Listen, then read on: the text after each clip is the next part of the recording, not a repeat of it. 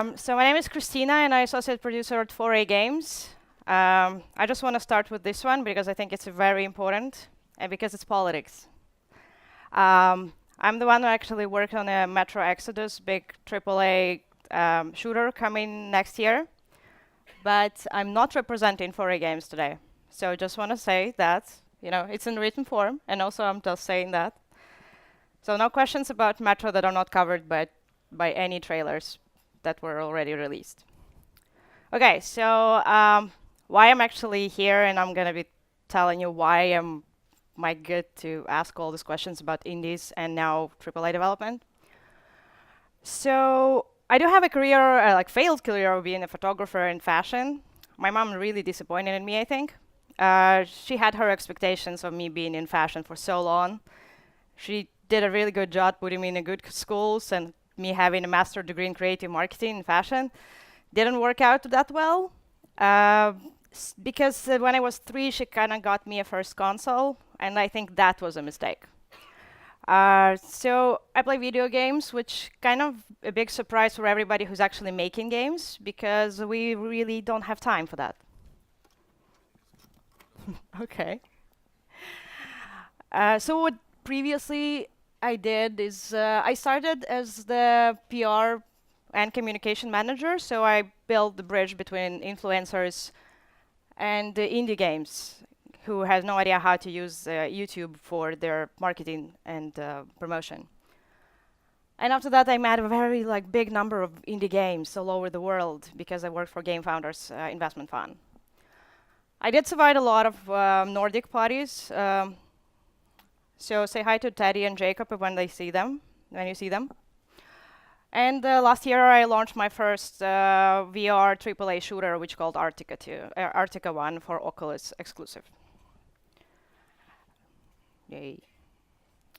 Okay, so what I did previously in terms of the qualification that I have, I searched for indies and specifically for the companies to invest in.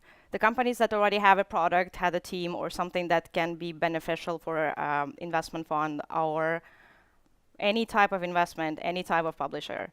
So basically, I was building this kind of a bridge between people with money and expertise and people who are actually creative and wants to do video games. My job was to not only look for the companies, but look for the good companies that can be a good fit for this context, for mentors, for partners, for investors. So basically, I was the one recommending them. So right now, I've even shifting to production, which I did almost 2 years ago. I'm still building a lot of bridges here because I think it's very important in our industry when it's really tiny. We still need to know each other. So this is the big part what actually brought a lot of expertise to my profile. Because when I was a part of Game Founders, that's what I did on a daily basis. Build a program for game developers who had no idea how to push their product further. They had amazing ideas, they had amazing products, amazing teams, but they didn't know what exactly they're lacking. So basically the program was made to create this, to fulfill the gaps when they don't know exactly what is lacking in their daily life.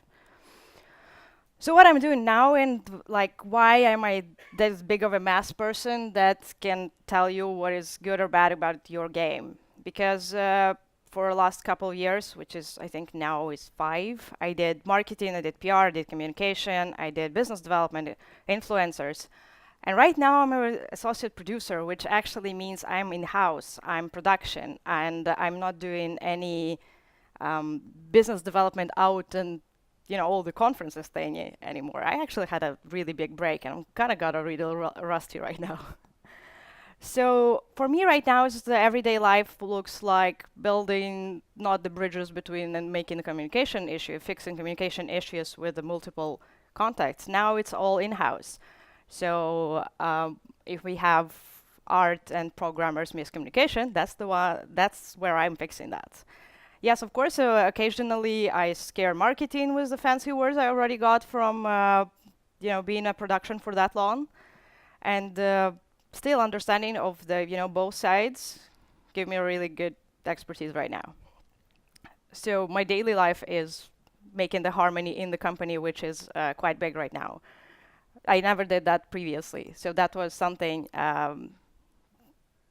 very big. Okay, that was a big change for me. So being a startup for so long and working for tiny teams and working remotely a lot, now I'm in the office all the time, having more than 100 people, and this is big.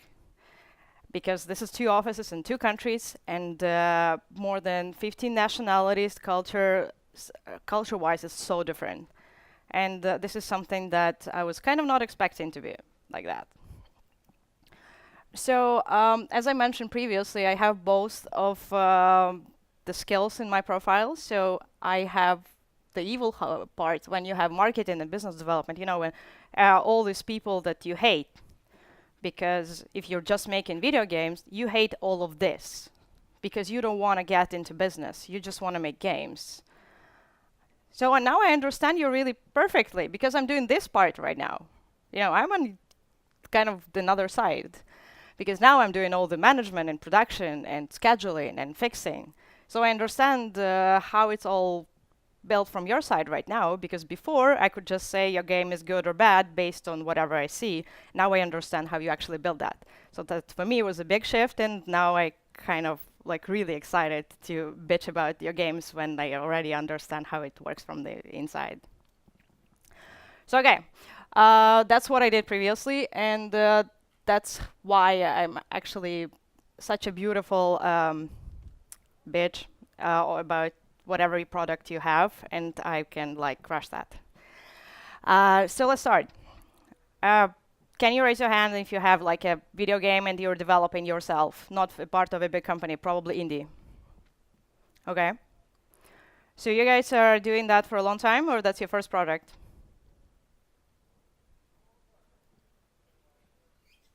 Okay. Okay. Whatever. So do you think this having the game that you're building right now is enough to be success story? Oh, this is sad. Oh, at least, oh, thank you. So if you don't believe in your own product, that's really sad. Probably you shouldn't be doing that. Think about it. Because if you don't believe in your product, nobody else will. So having all this magical ideas and magical product that you're already developing and you really expect 1 million people on the first day to buy, yeah, we all want to be Red Dead Redemption, huh? But let's be realistic.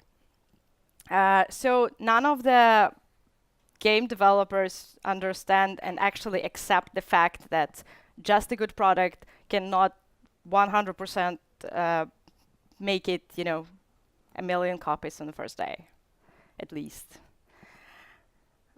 Well, like just the good game, you click like online and it's you make a lot of money in the first click without marketing, post-production and anything. See, exactly. So coming back to the platform, which is kind of a big bummer right now because people actually think that one of the platforms are bigger than others or bringing more money, or at least some of the options here would for sure has more chances to be successful. Do you think any of these platforms should be targeted first and everything else would be just not bringing that much money, or that would be harder? Which one can you actually pick and say that it's, yeah, we'll go for that because it brings more money situation, not because we like it? No? You guys are quiet. I understand it's the second day and you had a party last night, but this is weird. Okay, so basically I would just say that none of the platforms ever can be determined as this one particular will for sure make money more than others. All three of the big parts would still get to the same point because you have to have your unique selling points on each of them. You cannot say that PC makes no money. I had a huge fight with my boss and Game Founders because she was against PC for so long. And I'm very PC pro because I grew up with that. And for me, it's very important to kind of bring that information, I guess, that all the platforms totally can be profitable on any possible way. Depends on of course, your product, not because the platform is better for right now. So okay.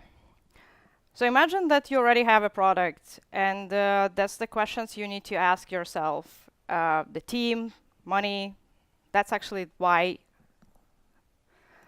I'm here. I'm just going to be kind of discussing the options that every indie developer has, because I got that a lot in the conferences, and I met a lot of people, and mostly all of them were just saying, we need money. That's quite sad, because money is not the thing that can get you far.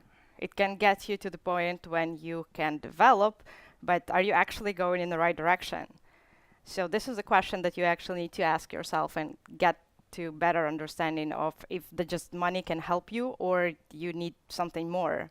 That's why you have different options. You have publishers, you have advisors, you have investors, you have grants, and you have to go through all of the options to understand which one works the best for you.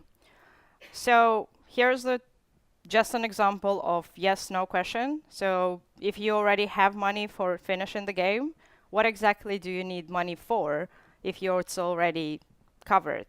Do you need money for marketing? Do you need it for publishing? Or you want to do the self-publishing yourself?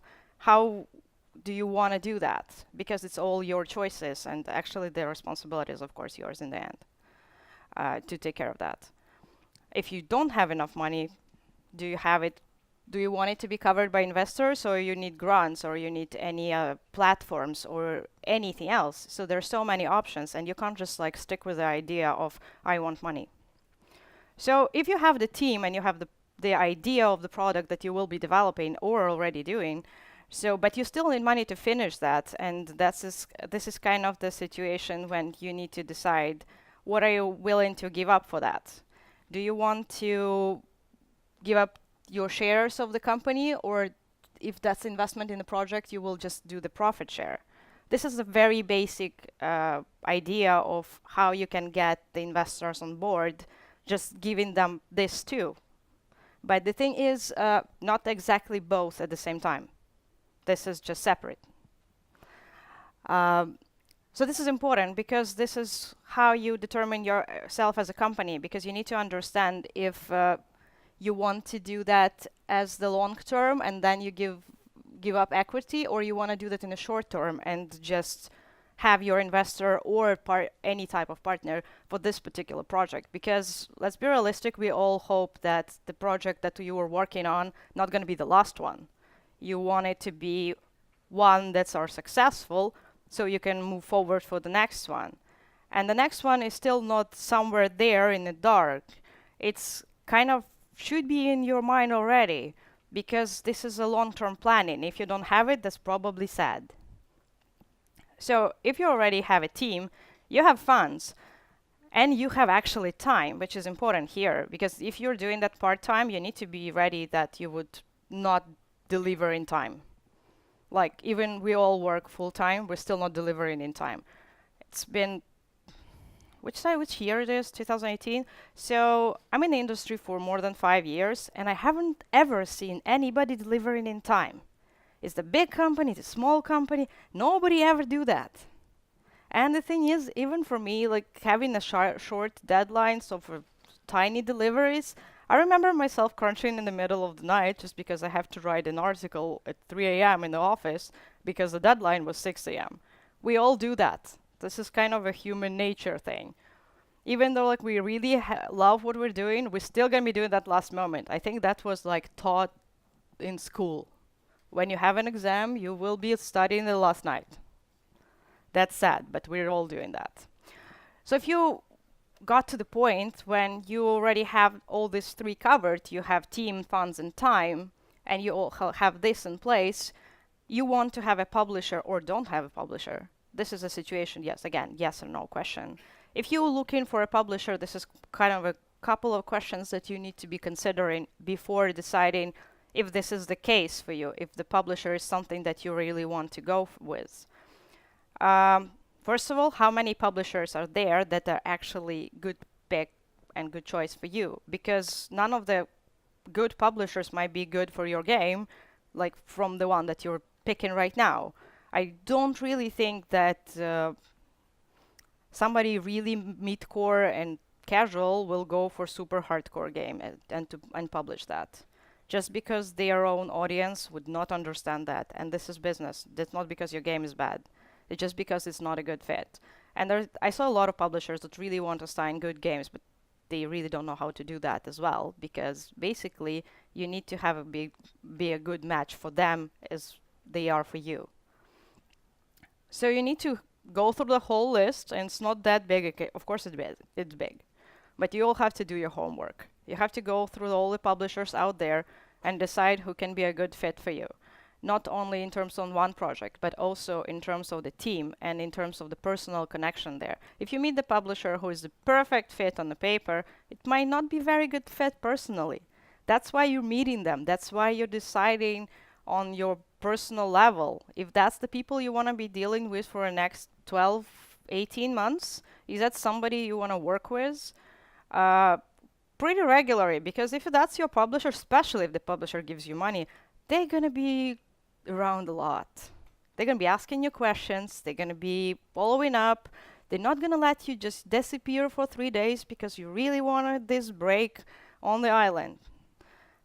Yeah, they're going to be around. So you need to know that these people, if they are sending you 6 emails per day, you will be able not to scream at them. Because that works both ways. And for them, they want to understand that you're not going to be screaming for them. And that's how you pick the publisher. Personal. You meet them, you like them. You don't like them, don't go for that. That's what I click with the team. This is not exactly only the business transaction. This is, again, the personal communication, especially if you already understand that that's going to be longer than 3 days. Because you meet them at the conference, and this is really good fit. You hang out, you had drinks, you have like 2 hours talk at the after party, and you think this is magical. No. This is exactly how dating works. You have to meet somebody and like somebody, but you have to kind of understand how the long term gonna work. So just be very precise in questions you're asking and try to cover everything you would probably need in 6 months. If you know that something is not important right now, and you can skip the question, you would probably be very sorry after some time that you didn't ask that. That's why you go to the meeting having at least 15 questions and at least better understanding how getting out of that meeting, you have a better understanding who are you actually talking to, if that's somebody that you will be talking more. So yeah, will publisher invest or not is kind of the question that every team has to decide for itself. You need investment, you don't need investment. But publishers are not very excited about investments anymore, because there have been so many funky stories when developers can't deliver in time, because nobody can. Overselling your old capacity is pretty funny, because you think that you can deliver this particular milestone in 6 months, you probably won't. So, because getting all the magical experience of getting funding, getting expertise, and you're getting really excited. And then you think, okay, everything goes well, so I'm probably gonna go home at 5. And then when the milestone comes, you're like, oh crap. So now like 20% of the job is still not done, just because you were too excited. And everything looks really good. So the last thing about the publisher is if it's a long term or the short term. I mentioned that previously. So basically you need to understand if that's the case, because you're launching the game, you have a publisher, everything's good. But imagine it actually hits 1 million downloads, copies sold, anything. You want to do the second one. Do you want to do that with exactly the same publisher, or you want to get somebody better, or you want to do self-publishing? But if you're already signing with a publisher who were there for you for the first one, and they kind of assume that you're going to go again with them, because we did such a great job. But you sit there and think, okay, it went really well, but why do I need you again? Because I already have an successful IP. So you need to be very clear in your negotiation and your contract with a publisher, because you probably can overpromise way too much. That's going to be a bit of a downfall for everybody, because they will kind of think that you're going with them for the further and further with the other sequels and prequels and whatever you're gonna go with the IP, and you probably don't want that. Or another way, that works both ways. So the other things that the publisher can be very important is how it's regional, worldwide. Later, I have an example with the team that signed with the different publishers on the different areas, and that's something that brought them a lot of benefits. Just because they have different publishers for different areas and different locations and different languages, it got them to the point of when they... Oh, I forgot the word for that. Yeah, I'm trying to explain that because the word doesn't come back. So they got a lot of people tweeting about them. Very different the areas, but the hashtag went viral. So that was something that they got just having different people representing them in different areas and locations, and again, languages as well, because publisher can be taking care of localization as well. You just need to remember that. I'll get to that. And rights for the sequel, again, because I think this is one of the biggest thing about the indie companies. They never think about it. They think that they want to launch one successful title. They never consider how it can go. We all think about the bad side. What if it's not good? But if it is? This is like really great. Then everything goes better than you expected, because we all expect the worst. But then you start getting problems of how exactly you deal with the good side of the situation. So here's a quick example of the game that got published by the indie publisher Digerati Distribution. I picked that just because I worked on that. So it's not a random thing. This game was a nightmare in terms of so many issues we got, but the game is pretty amazing. I think the soundtrack is still on my favorite on the playlist, and it's going to be there forever. What we actually did as a publisher, we created an amazing list of influencers and anybody who played the game. We were really excited to give the game to people and see their feedback on the spot, even though the game, when it was launched, it was not very good. We got really bad numbers in returns, and people were very unhappy with bugs, and they're not satisfied with the product, and it took us 6 months to fix it. By the end of that time, we got a really amazing game, and we actually overstepped the score in Steam when you have the really negative. So we got to the point when it's mostly positive, or at least mixed. It's jumping, but still having that negative one and people crying all over the social media. Oh, that was brutal. All the job that were done with the publisher in terms of connecting all the influencers and getting all the fun of waiting for the game and expecting the game and being really excited about the game were not exactly something that worked out just because the products were not that good. So you need to understand that the publisher is not some magic thing that whatever your game is, the publisher just gonna bring it to the market and it's gonna be there. You'll have 1 million copies overnight.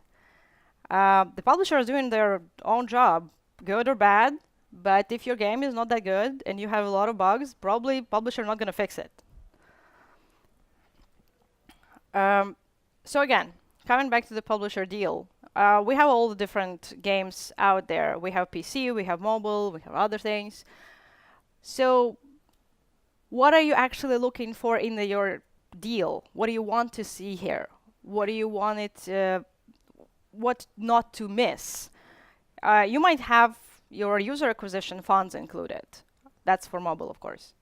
You might have live operation, brand marketing. You might have social media community management or design and analysis or any consultation you might need in expertise. And also production support and localization, because if you have your team speaking one language and you're translating that to whatever, English, for example, might not be the case that it's good, because none of you probably have English as a native language. If that's the case, cool. But still, it's not your job to translate your game. They have a specific, they have specific people for that. They pay specific people for that.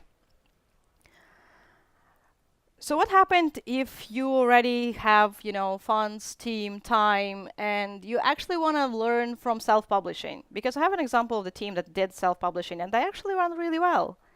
Because it always works, depends on your dedication and how exactly you're ready to invest your time and funds into that. Because publishing is not pressing the button, getting that on the market. That's like a lot of work.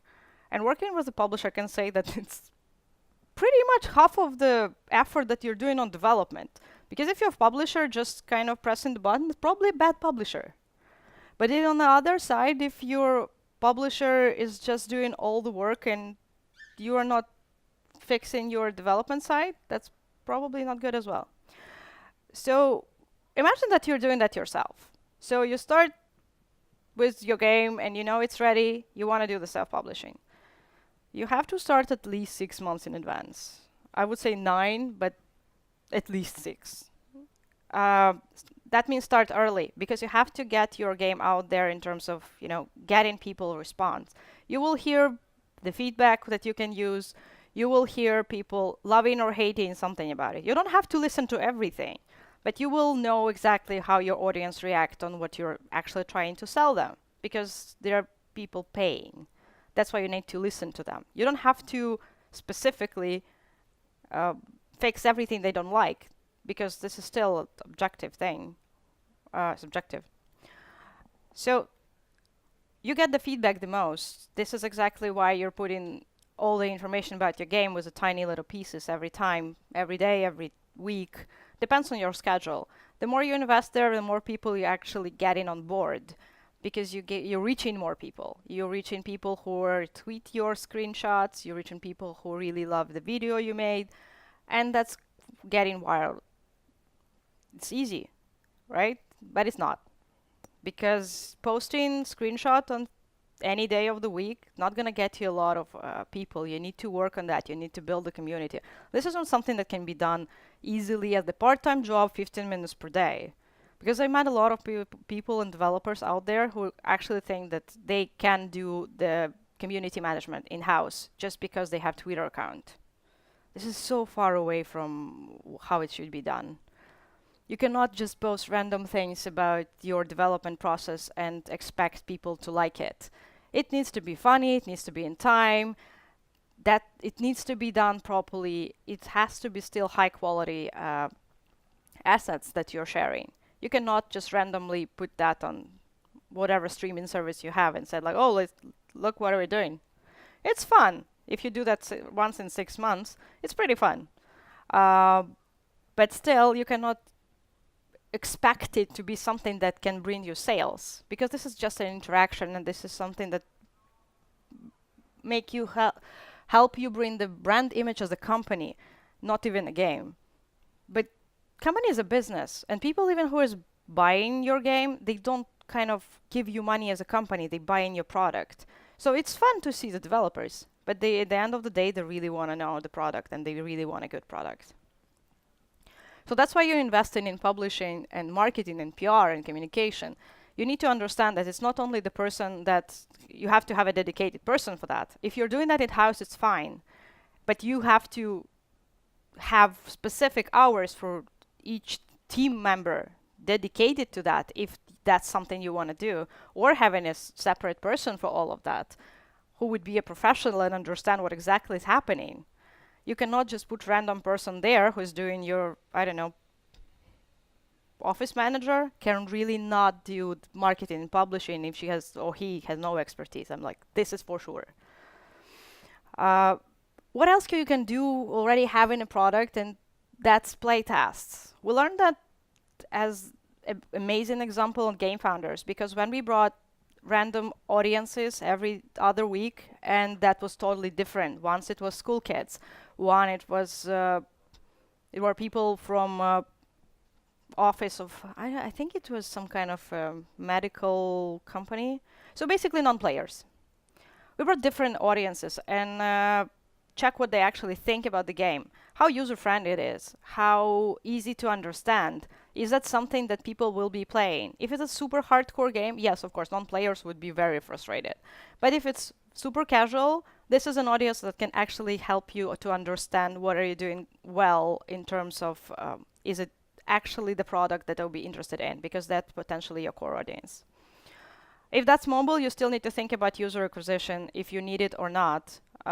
Again, for PC, you don't need it, thank God. I'm a very PC fan. For me, user acquisition is a nightmare.